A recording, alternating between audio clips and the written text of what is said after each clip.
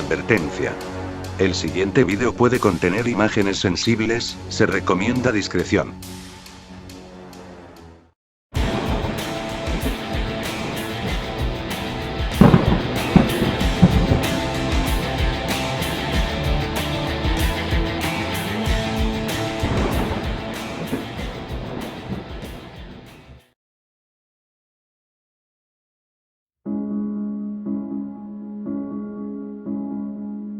Súbitamente se les revistió el diablo a los cristianos, y meten a cuchillo en mi presencia sin motivo ni causa que tuviesen más de 3000 ánimas, que estaban sentados delante de nosotros, hombres y mujeres y niños. Allí vi de tan grandes crueldades que nunca los vivos tal vieron ni pensaron ver. Fray Bartolomé de las Casas.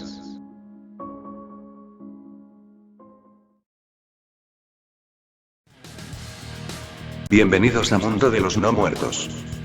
En el anterior capítulo, descubrimos que los cristianos en la Edad Media y Moderna, ellos mismos eran los que documentaban sus tormentos a otros seres humanos por considerar que hacían actos abominables, fuera de la ley, o que simplemente no eran cristianos. Y el mandato del cristianismo que era gobernado por el Papa. Y que eso no fue que lo inventó Friedrich Nietzsche ni Richard Dawkins.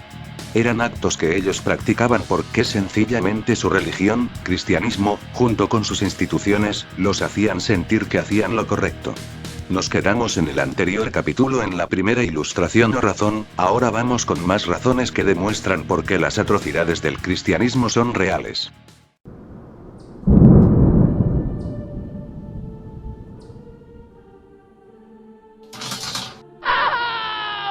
Xilografía. Ilustración segunda.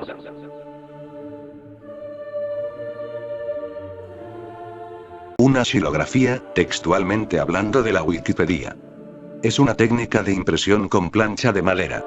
O en palabras más simples, una forma de tallar la madera para recrear una imagen. Y esto que ven aquí, no lo hizo alguien que no tenía nada mejor que hacer, y se puso a hacer estos grabados. No, pertenece a una xilografía de los tiempos dorados del cristianismo, el 1474, elaborada por Franciscus Gropius. Trata sobre la gran tolerancia y amor al prójimo cristiano que ellos tenían hacia los homosexuales. Este fue el destino de ellos, tal vez ni siquiera lo eran, seguramente la vecina les dijo a las autoridades, por un rumor que los 3 hombres eran homosexuales, y los denunció para que fuesen asesinados con santísima tortura cristiana. Porque así funcionaba la ley atroz y abominable cristiana de ese tiempo. Señores, entiéndanlo, esto no es satanismo ni ateísmo malo, esto es el cristianismo. La censura es tal que no se pudo encontrar la fuente original de esta xilografía santa y caritativa cristiana, esto último, déjenlo como anécdota o una teoría. Sin embargo, esta xilografía pertenece al Speculum Abominatium Inoculis Domini. A este tipo de tortura iluminada santa y cristiana es denominada el aserrado. El terrible dolor que debieron haber sentido esas personas cuando esas sierras los picaban en dos gracias a la justicia cristiana practicada por cristianos, no por ateos y satanistas malos.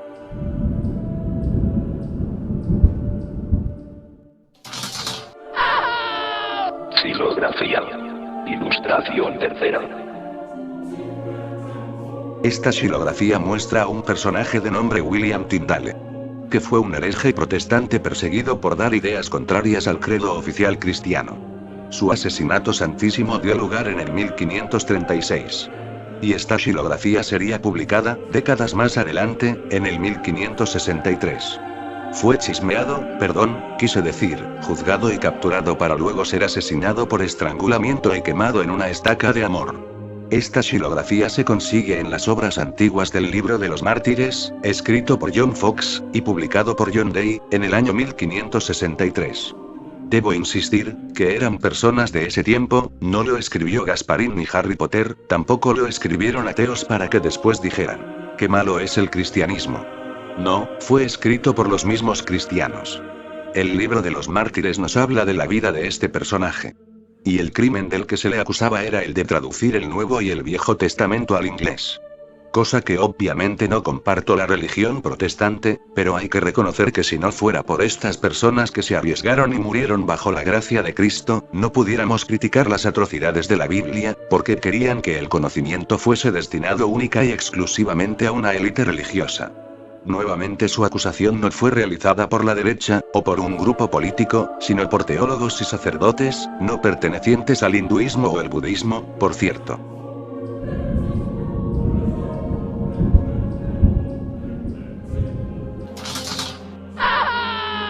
Grabado.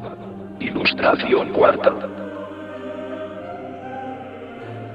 No se encontró gran información a este respecto, porque es más importante nuestra salvación que las personas que perecieron terriblemente para obtener aquella. ¿Importa más venerar a Cristo Rey que difundir esta información o sencillamente pretenden silenciar todo esto? Otra técnica con la cual los cristianos de aquel entonces mostraban su devota generosidad y fe, era mediante el empalamiento. Consistía en atravesar al individuo por medio del torso, completa o parcialmente, con el uso de un instrumento filoso, estaca, ganchos o lanzas. Y la persona mostrada ahora, fue asesinada de esta brutal forma cristiana y redentora. Quien publicara este grabado tan santo sería el filólogo y humanista, maestro del neoestoicismo, que vivió en Países Bajos, Just Lips, o castellanizado, Justo Lipsio. Este grabado es perteneciente al libro de Cruce, Libri, 3, de Ámsterdam, del año 1570. ¿Por qué lo habrán asesinado? Pues dado el historial del cristianismo que perseguía más a librepensadores que a asesinos, seguramente lo mataron por promulgar derechos humanos o algo parecido, por supuesto, o algún tipo de blasfemia o herejía. ¿Qué asesinos iban a juzgar si muchos formaban parte de esa iglesia? Desconozco quién era la persona mostrada en la imagen, pero no creo que haya sido asesinado por un crimen verdadero. Una vez más, todo lo que sea diferente es visto como maligno.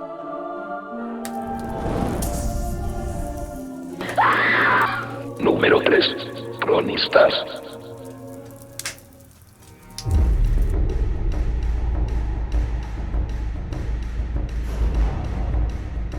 Existen los negacionistas, que argumentan que algunos cronistas en la Edad Media y Moderna mentían sobre los actos que caracterizaban a la Edad Media y Moderna, como lo fueron algunos de ellos.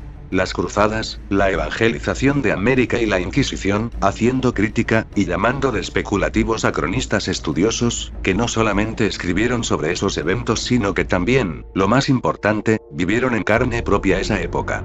Y que incluso acompañaban a los partícipes de los genocidios y torturas del cristianismo. Y presenciaban esos hechos donde ellos hacían de redactores de eventos históricos. Mientras que los que hacen estos supuestos análisis que llaman como especulativos esas etapas de la historia, hacen estas críticas muy comodones sentados frente a una computadora. Donde llaman de especulativos a personas que para empezar relataban lo que en carne propia vivían. Para que después vinieran estos contemporáneos negacionistas, que nada tienen que ver con esa época, a decirles mentirosos a quienes sí formaban parte de la sociedad de ese tiempo. Eso es como si tuvieras a una víctima de secuestro y le preguntaran a la víctima, ¿qué fue lo que pasó mientras estuvo secuestrada? Y viene el amigo de la víctima que no estuvo en el lugar del hecho, a querer contar mejor la historia que el mismo secuestrado. Bien, acabada esta respuesta a cierta cantidad de insensateces que he visto en algunos sitios, pasemos a explicar lo que era el cronista como tal. La Wikipedia nos lo explica de la siguiente manera. El término cronista alude al escritor que recopila y redacta hechos históricos o de actualidad, en el género literario que recibe el nombre de crónica. En algunos casos, ocupaba un cargo oficial cuyo cometido era desempeñar tales funciones. Hasta la época de la Ilustración, era un equivalente de historiador al describir cronológicamente hechos dignos de ser recordados. Los cronistas en la época cristiana trabajaban para los reyes. Sencillamente no podían irse inventando eventos históricos a diestra y siniestra. Porque además de ser padres del periodismo de hoy día, si se ponían a decir mentiras y sacar cosas al aire, los podían acusar de blasfemos y herejes, y ya sabemos cuál era el destino para ellos, dado lo duras que eran las leyes cristianas de esos tiempos. Y eso último usted no necesita hacer una investigación profunda para saberlo, simplemente se sabe aplicando la lógica y el sentido común. Eran al igual que los ilustradores históricos y xilógrafos el equivalente al historiador o periodista.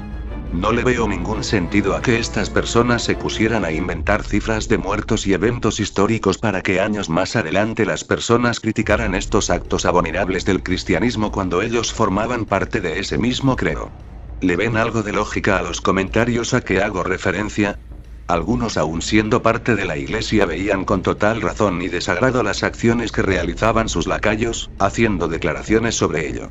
Ahora bien, nuestros predicadores, rodeados de una caterva de soldados, o más bien de ladrones, ¿con qué cara dirán a los indios? ¿A mano tenéis el reino de los cielos? Más bien, dirán, a mano tenéis el reino de los infiernos, tanto para nosotros que os mataremos y os saquearemos vuestras moradas, como también para vosotros que exhalaréis vuestro espíritu sin la fe y la gracia de los sacramentos. Bartolomé de las Casas. Otros las redactaban porque pensaban que las víctimas se merecían el destino que tenían. Por ser herejes malos, según ellos. Sal a los caminos y cercados y obliga a todos a entrar hasta que se llene mi casa. Repara ahora, dice, como de los primeros que habían acudido se dijo introdúcelos, y de los últimos se dijo oblígalos. Así se representaron los comienzos de la iglesia todavía creciente y su progreso en que los gentiles habían de ser compelidos por la fuerza. Ginés de Sepúlveda. Y lo redactaban sin pensar que esas acciones serían criticadas más adelante en la historia, porque pensaban que hacían algo bueno. Añadido a eso, estaban formados para precisamente relatar hechos históricos, eran redactores de la historia, no de Barney el dinosaurio, ni jardineros expertos en rosas, como piensan los negacionistas que fue la historia cristiana. ¿Qué sería lo que motivó a estos victimarios a actuar de esa forma tan bárbara y bestialmente cruel? ¿Sería un salvajismo común de la época para esas personas? Pero un libro sectario, racista, genocida, misántropo y antinatural lleno de palabras venenosas contra la especie humana los impulsaría a destruir y llenar de males a sus iguales, o sería motivado sencillamente por la nada? ¿El culpable no es el cristianismo? Entonces, ¿a quién culpamos? La responsabilidad de unos actos que era entera y fervientemente religiosa, los cuales todo su comportamiento estaba guiado por una creencia religiosa cristiana, ¿era solo culpa de la nada? Si textos bíblicos te dicen que está bien asesinar a quienes te contraríen y justifica todo tipo de atrocidades, ¿no es lógico pensar que las personas que actuaban bajo esa fe iban a actuar de la misma forma en que lo hacía su Dios? Espero que te haya gustado el vídeo. Te mando un saludo. Hasta el próximo episodio de Mundo de los No Muertos.